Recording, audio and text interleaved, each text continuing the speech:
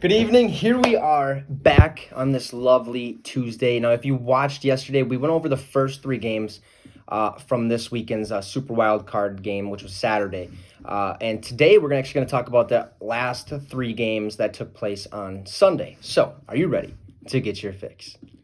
Well, let's get going with Sunday's slate of games, starting with the Baltimore Ravens, who took on the Tennessee Titans. Now, coming into this game, Lamar Jackson had a career record of 0-2 in the playoffs. Okay, his first loss came to the hands of the Los Angeles Chargers in that wild card round in 2018, and then his other loss happened just last year to the same team he played Sunday, the Tennessee Titans, in which they lost 28-12. Now, this year you could tell that Lamar was kind of ready for revenge and really kind of put up similar stats to that of last year's matchup. This year, Lamar went 17 for 24, 179 passing yards with one interception, and then he ran the ball 16 times for 136 yards and a touchdown. Okay, that's compared to last year where Lamar went 31 for 59 with 365 passing yards, one touchdown, one interception, and ran the ball 20 times for 143 yards. So, I mean, I guess you could say he kind of performed a little better last year with the Ravens. He had more passing yards, more rushing yards, and actually a passing touchdown as well without a rushing touchdown. So it's kind of similar in the way. But one thing that really pops out to me is the amount of times that Lamar passed the ball. Okay, last year the Ravens passed the ball a total of 59 times, where they ran the ball a total of 29 times, where this year they passed 24 times and ran 35 times.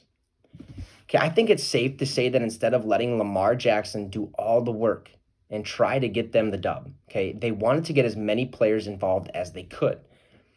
Okay, this kept the Titans on their toes where they really, they couldn't just focus on Lamar, okay? They actually had to watch the running backs, watch the receivers and the linemen and kind of, just to guess what play it was and how to react to that play. And, keeping them on their toes, they're going to guess wrong a lot. And honestly, I think the Ravens having a balanced offensive attack, that's the reason they won this game. Okay, the Titans, they played some really good football. And Ryan Tannehill made some really good throws over Marlon Humphrey, who is arguably one of the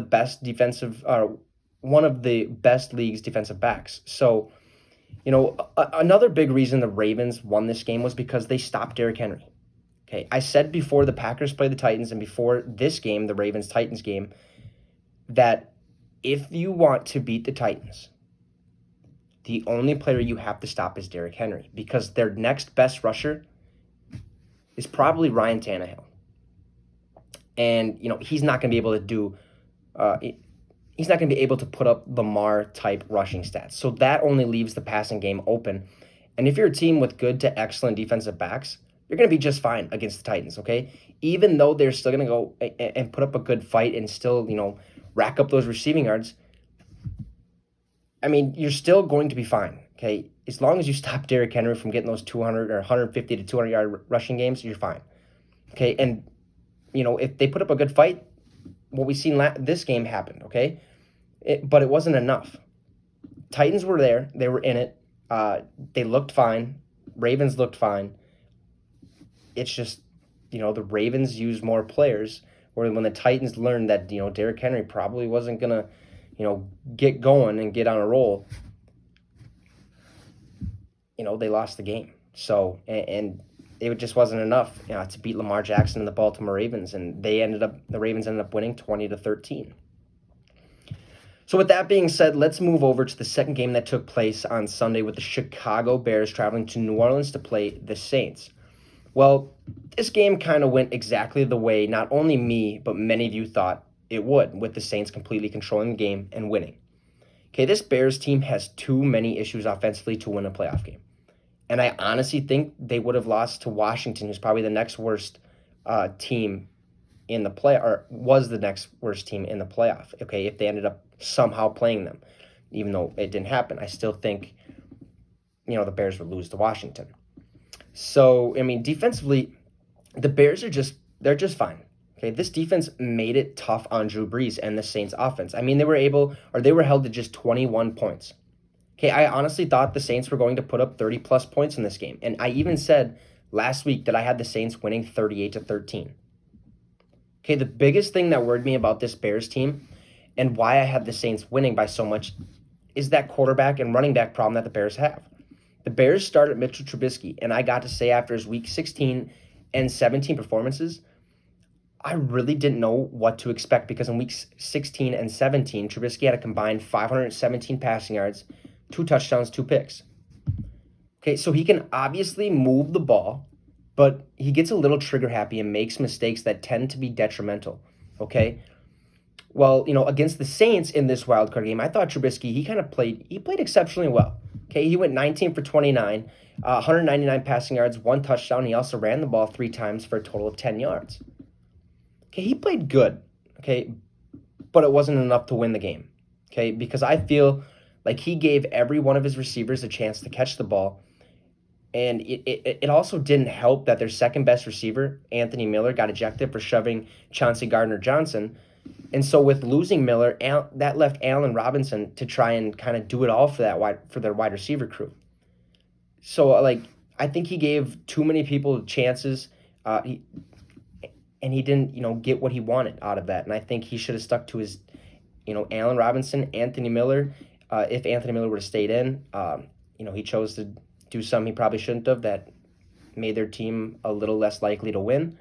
So I mean, it's those little things that kind of cost the Bears this game, and I honestly didn't see him winning a playoff game, and I didn't see him even making the playoffs this year. So it's kind of, oh well, so what? Kind of for the Bears. The Bears defense, they played just fine, okay? And it would have been a closer game if the Bears would have just figured out their offensive problems, which, helped the Saints kind of seal the victory 21-9.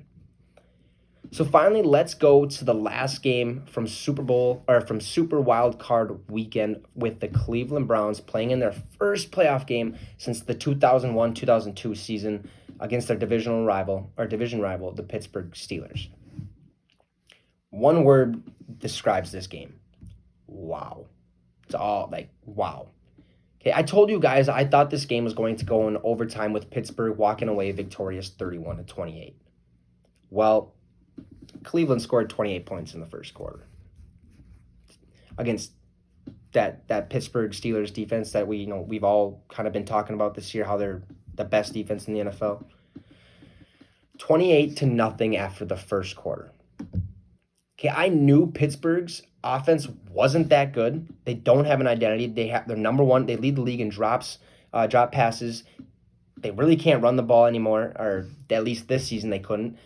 Big Ben's kind of, declining. He can still get the ball there. It's just his receivers can't catch. Okay, but Cleveland showed the entire world that Pittsburgh's offense is much worse than we even know. They have way too many problems. They have an okay offensive line that should be able to help. But I think it's time. Big Ben might have his last year played out. I think he's owed about 41-some million in cap next year. So they might stick with him, they might not. And if they don't, I think it's time to go to a scrambling type of quarterback, a mobile guy, get you outside the pocket so he can get some yards. Because Big Ben's not going to go out there and rush for 100 yards. I'm telling you, he's not. And it's just, if he does, wow. That another one word describe Ben Roethlisberger, wow, if he did that. But, I mean, you should have just seen my face, okay, after the Browns went up 28-0 at the end of the first quarter. I was just baffled, to be honest. I'm still kind of that actually happened. I mean, I know Cleveland's a good team. They're a very good team, if that. So, but I didn't expect that against the number one defense in the NFL. Okay, I thought with how good Pittsburgh's defense is that the Browns would have a tough time getting the ball into the end zone. But apparently I was wrong. Okay, the Pittsburgh Steelers are number one in sacks this year with 56, and their sack leader is TJ Watt, who had 15 total sacks this year. Well, guess what? Baker Mayfield was never sacked this game. Oh, and the Steelers also rank first in interceptions with 18 this year. And oh yeah, Baker didn't throw an interception also. This Pittsburgh defense was nowhere to be found. They did some good things, obviously, the second half, they kind of stopped them. But for the most part, they let Baker throw all over them and let Nick Chubb and Kareem Hunt kind of do their thing. I mean, Baker had 263 passing yards, 3 touchdowns. Nick Chubb had 76 rushing yards on 18 carries. Kareem Hunt had 48 rushing yards and 2 touchdowns on only 8 carries. honestly, I think that was the hardest I've ever seen, or at least this season, both Nick Chubb and Kareem Hunt run this season. It was almost as if they had no intentions of going to the ground, and that the only way that you were going to get them to the ground is if you either injured them or had like 3, 4 people, jump in and try to tackle them.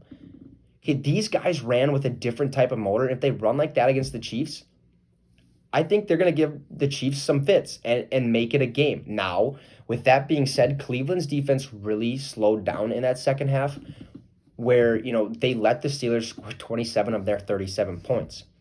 So if the Browns want to give themselves a chance at beating the Chiefs, their defense cannot let up the gas at all, because we all know that once Patrick Mahomes gets his team ahead, he usually keeps them ahead.